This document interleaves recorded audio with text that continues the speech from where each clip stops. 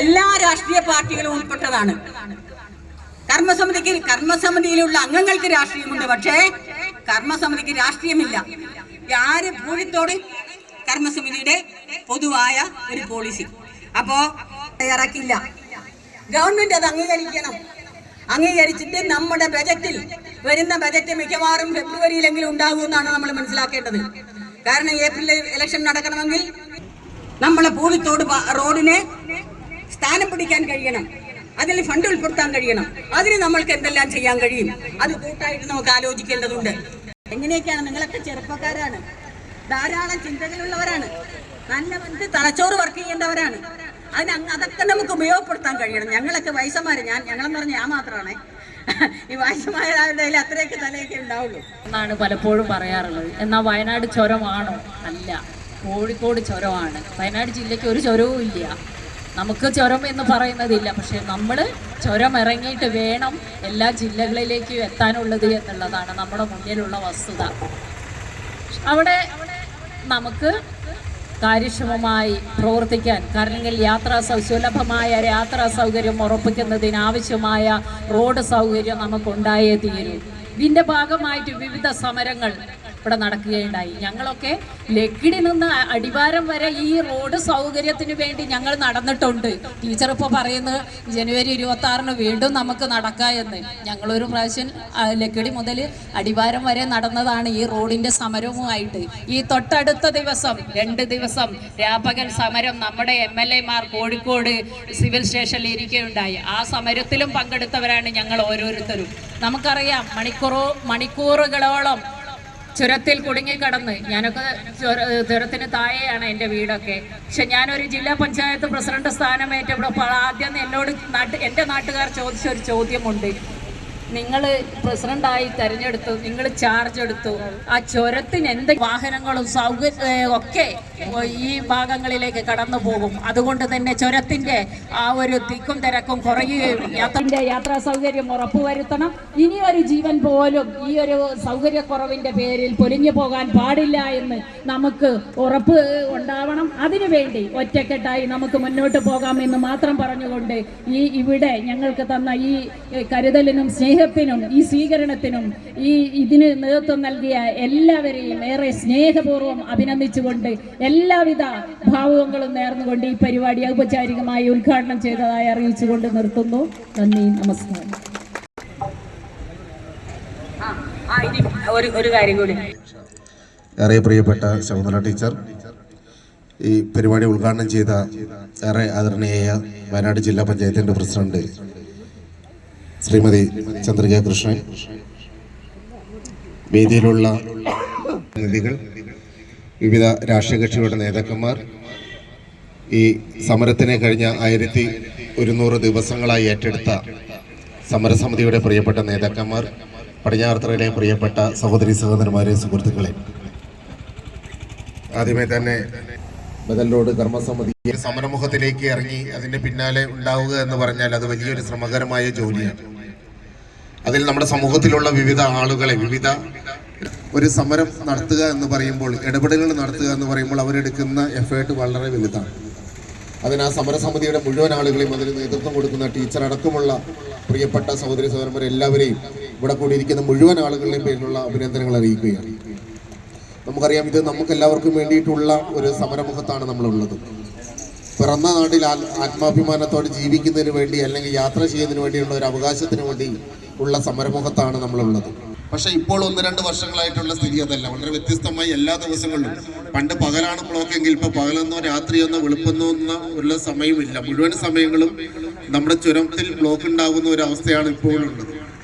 പ്രത്യേകിച്ച് ഇപ്പോൾ ഈ ക്രിസ്മസിൻ്റെയും ന്യൂ ഇയറിൻ്റെയൊക്കെ വെക്കേഷൻ സമയത്ത് കഴിഞ്ഞ ദിവസങ്ങളൊക്കെ ഉണ്ടായി. ഇന്നലെ ഉണ്ടായിട്ടുള്ള ബ്ലോക്ക് രാവിലെ 8:30 മണിക്ക് താമരശ്ശേരിയിൽ നിന്ന് ബസ്സിൽ കയറിയ ആൾ ഇന്നലെ ഉച്ചയ്ക്ക് ക്യാൻസലായി പോയി എന്ന് പറയും. ഇന്നലെ ഉച്ച കഴിഞ്ഞ അവിടെ ക്യാൻസലായി പോയി. കാരണം വയനാട്ടിലേക്ക് എത്താൻ വേണ്ടി കഴിയുന്നില്ല, ബുക്കിങ്ങുകൾ ക്യാൻസലായി.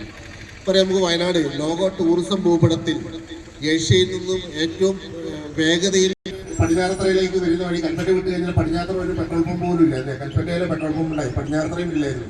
പിന്നെ ഒരു പെട്രോൾ പമ്പിന് മാനന്തവാടി പോകണമായിരുന്നു.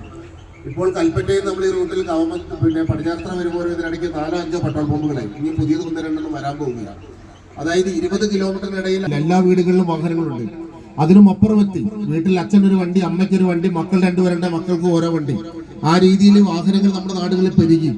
അതിനനുസരിതമായ അടിസ്ഥാന പ്രവൃത്തി തുടങ്ങിയിട്ട് ഒരു മുഖ്യമന്ത്രി ഒരു റോഡിന്റെ പ്രവൃത്തി ഉദ്ഘാടനം നടത്തിയിട്ട് അത് പൂർത്തീകരിക്കാൻ കഴിയാത്ത 31 വർഷങ്ങളാണ് നമ്മൾ മുമ്പിൽ കടന്നുപോയത്. നമുക്കറിയാം, ഈ ബദൽപാത മാത്രമല്ല, ഇന്ന് വയനാട്ടിലേക്ക് വരുന്ന ഈ ബദൽപാത നേരത്തെ ടീച്ചർ വളരെ വിശദമായ അതിന്റെ നാൾവഴികളെ കുറിച്ച് ഇവിടെ സൂചിപ്പിക്കപ്പെട്ട് കഴിഞ്ഞു. 31 വർഷങ്ങൾ അത് ഫയലിൽ ഉറങ്ങിക്കിടന്നില്ല. പക്ഷേ അതിന് ഇച്ഛാശക്തിയുള്ള ഒരു ഗവൺമെന്റ് ഉണ്ടായിരുന്നെങ്കിൽ, ആദ്യം ആരെങ്കിലും അതിന് നേതൃത്വം കൊടുത്തിരുന്നുവെങ്കിൽ അത് 1 വർഷം കൊണ്ട് തന്നെ അല്ലെങ്കിൽ 2 വർഷത്തിനുള്ളിൽ പൂർത്തീകരിക്കാൻ കഴിയുമെന്നുള്ളതിന്റെ ഉദാഹരണം നമ്മുടെ മുന്നിലുണ്ട്. വയനാട്ടിലേക്ക് ഇപ്പൊ നമുക്കറിയാം, നമ്മുടെ തൊട്ടുമുമ്പിൽ നമ്മൾ പണി ആരംഭിച്ചിട്ടുള്ള തുരങ്കപാതന്റെ ആലോചനകൾ വന്നിട്ട് കുറച്ച് കാലങ്ങളേ ആയിട്ടുള്ളൂ. കഴിഞ്ഞ 2 വർഷത്തിനുള്ളിൽ കേന്ദ്രത്തിന്റെ മുമ്പിൽ അതിന്റെ പ്രപ്പോസൽ അവതരിപ്പിച്ചു, അത് നിരാകരിച്ചു. 2 വർഷത്തിനുള്ളിൽ 4 or 5 തവണയാണ് അതിന്റെ പ്രപ്പോസൽ കൊടുത്തത്. അത് മുഴുവൻ ഗവൺമെന്റ് നിരാകരിച്ചു, ഓരോ കാരണങ്ങൾ ചൂണ്ടിക്കാണിച്ചു. പക്ഷെ 2 വർഷം കേന്ദ്ര ഗവൺമെന്റ് എന്തൊക്കെ മാറ്റങ്ങളാണ് അതിൽ പറഞ്ഞത്, അത് മുഴുവൻ മാറ്റം വരുത്തി കൊടുത്തുകൊണ്ട് അതിന്റെ അനുമതി നേടിയെടുത്ത് അവിടെ പണി തുടങ്ങാൻ സാധിച്ചു എങ്കിൽ എന്തുകൊണ്ട് പൂഴിത്തോട് പടിഞ്ഞാത്ത റോഡിന് സാധിക്കുന്നില്ല? അതിനേക്കാളും എളുപ്പത്തിൽ 1400 സംതിങ് കോടി രൂപ മുടക്കിയിട്ടാണ് ആ ഒരു പദ്ധതി അവിടെ വരുന്നത്. നമ്മളതിനെതിരല്ല കേട്ടോ. വയനാട്ടിലൊക്കെ ഏത് പാത വന്നാലും നമുക്ക് സന്തോഷമേ ഉള്ളൂ. പക്ഷേ 1400 കോടി രൂപ മുടക്കി അവിടെ ഒരു പദ്ധതി വരുമ്പോൾ വയനാട്ടിലേക്കുള്ള യാത്രാ പ്രശ്നങ്ങൾക്ക് പരിഹാരം ഉണ്ടാവണം. അത് ഏത് ബദൽപാതയായാലും തളിപ്പുഴ ചിപ്പിലിത്തോട്ടത്തിൽ സൂചിപ്പിച്ചതുപോലെ നമ്മുടെ ഓരോ ഗ്രാമപഞ്ചായത്തുകളുടെയും അജണ്ടയിൽ നമ്മുടെ ഈ വയനാട്ടിന്റെ ബദൽപാതകൾ ഉണ്ടാവണം. അതിൽ പ്രഥമ പരിഗണന കൊടുത്തുകൊണ്ട് തന്നെ കോഴിത്തോട് പടിഞ്ഞാറത്തറ റോഡിന്റെ പ്രവർത്തനങ്ങൾക്കുള്ള ഓരോ ഗ്രാമപഞ്ചായത്തുകളുടെയും ഭരണസമിതിയിൽ അത് അജണ്ട വെച്ച് ചർച്ച ചെയ്തുകൊണ്ട് ഗവൺമെന്റ് മുമ്പിലേക്ക് എത്തുന്ന രീതിയിലുള്ള മനസ്സിലാക്കണം. നമ്മൾ ശ്വസിക്കുന്ന വായു, അതാണ് നമ്മുടെ ഏറ്റവും വലിയ വയനാടിൻ്റെ സ്വത്ത് എന്ന് നമ്മൾ മനസ്സിലാക്കണം. അത് മറ്റ് രാജ്യക്കാർ ആഗ്രഹിക്കുന്നുണ്ട്. ഇത്ര ശുദ്ധമായ വായു, ശുദ്ധമായ കാർബൺ ഡൈ ഓക്സൈഡ്, ഈ സാധനമൊക്കെ മറ്റ് രാജ്യങ്ങളിൽ വയനാട്ടിൽ നിന്ന് ആഗ്രഹിക്കുന്നുണ്ട്. അതുകൊണ്ടാണ് ഭരണകൂടത്തോട് ഇവിടെ വലിയ വികസനങ്ങളും പട്ടണങ്ങളും ഒന്നും വരാതിരിക്കണമെന്ന് പറഞ്ഞുകൊണ്ട് തടസ്സപ്പെടുത്തിക്കൊണ്ടിരിക്കുന്നത്. ഏതായാലും വയനാട്ടുകാർ നമ്മളൊക്കെ ഇതിനുള്ളിൽ നിന്നുകൊണ്ട് നമ്മൾ ശ്വാസം മുട്ടുകയാണ്. അതുകൊണ്ട് തന്നെ ഈ ശക്തമായ പോരാട്ടത്തിൽ എന്ത് വില കൊടുത്തും നമുക്ക് പാത ഉണ്ടാക്കണം. അതിനു വേണ്ടിയുള്ള പോരാട്ടത്തിൽ എല്ലാവരും ഒറ്റക്കെട്ടായി ഒരുമിച്ച് നിന്നുകൊണ്ട് ജനപ്രതിനിധികൾ, രാഷ്ട്രീയം, ജാതി, വർണ്ണം, വർഗം ഒക്കെ മറന്നുകൊണ്ട് ഇതിനു വേണ്ടിയുള്ള പോരാട്ടത്തിൽ ഒരുമിക്കണം. അതിന് എല്ലാവിധ പിന്തുണയും ഉണ്ടാവുമെന്ന് അറിയിച്ചുകൊണ്ട് ഞാൻ നിർത്തുന്നു. നന്ദി. ശകുന്തള ടീച്ചറുടെയും ഇവിടുത്തെ ആക്ഷൻ കമ്മിറ്റിയുടെയും ശക്തമായ ലീഡർഷിപ്പിലാണ് മുന്നോട്ട് പോയിക്കൊണ്ടിരിക്കുന്നത്. ഏതായാലും ഇതിൻ്റെ വിജയം ആ റോഡുണ്ടാവുന്ന ഒരു സംശയമില്ല. അത് ആർക്കും അത് മാറ്റിവെക്കാൻ കഴിയില്ല. ടീച്ചർ ഒരു പ്രാവശ്യം, ഞാൻ അന്ന് മുനിസിപ്പൽ വൈസ് ചെയർമാനായിരുന്നു, ആക്ഷൻ കമ്മിറ്റി ടീച്ചർക്ക് വന്ന് നിങ്ങൾ ഒരു ഉപകാരം ചെയ്യണം, നിങ്ങൾ ബോർഡിൻ്റെ ഒരു റെസൊല്യൂഷൻ പാസ്സാക്കി ഗവൺമെൻറ് സമർപ്പിക്കണം. ടീച്ചറോട് പറഞ്ഞു, ഞങ്ങളിപ്പോൾ മാനന്തവാടിക്കാർ എന്തിനാണ് ടീച്ചറെ? അപ്പം അന്നേരം ഞാൻ ആലോചിക്കുന്നു, മാനന്തവാടിക്കാർക്കാണ് ഏറ്റവും കൂടുതൽ ആവശ്യം വന്നു.